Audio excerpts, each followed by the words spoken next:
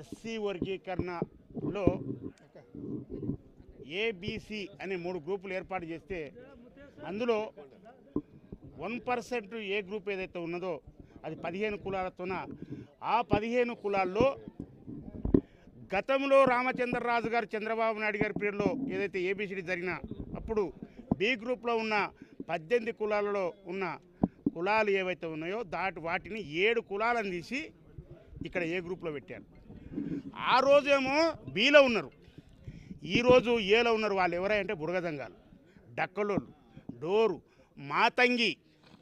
ఈ యొక్క సెమీ అఖ్తర్ గారు ఎవరైతే కమిషన్ ఉందో ఆర్థిక సామాజిక విద్యాపరంగా ఉద్యోగపరంగా 5 రకాలుగా వెనకబడ్డ వాళ్ళను ఏ గ్రూప్లో పెట్టారు.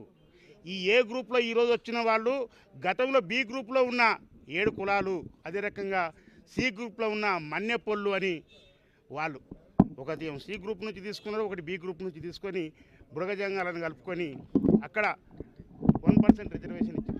నిన్న కృష్ణమాదిగా మాట్లాడతాడు దామన్న మీద, దామోదర రాజనరసింహ మీద. నీవు శాతగానోడివి, నీవు వెళ్ళిపోయి మంత్రివర్గం నుంచి అని నిజానికి చెప్తున్న కృష్ణమాదిగా నీవు శాతగానోడివి. కొట్లాడినోడు కాదు మొగోడు, సాధించి విజయాన్ని అందించినోడు వాడు మొగోడు. అర్థమైందా?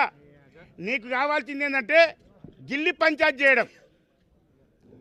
ఈరోజు నీకు ఏం దొరకలేదు, మాది వాళ్ళది అయిపోయింది.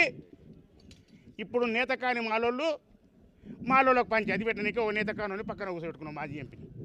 ఇప్పుడు వాళ్ళు దానికి సావాలి. నీవు మొత్తం కూడా నీ జీవితం మొత్తం కూడా ఉద్యమాలేనా? ఇంకా మాది వాళ్ళు ఎప్పుడు ఉద్యమాలే చేయాలన్నా? ఉద్యోగాలు చేయొద్దా? చదువుకోవద్దా? ఆ రోజు నక్సలైట్లు నాశనం పట్టించురు, ఈరోజు నీవు నాశనం పట్టేవాడుతుంది. నాకు ఇప్పుడు 9% రిజర్వేషన్ను తీసుకొచ్చి పెట్టాడు మా అన్న దామోదర రాజనరసింహన్న మరియు మాదిగల దేవుడు రేవంత్ రెడ్డి.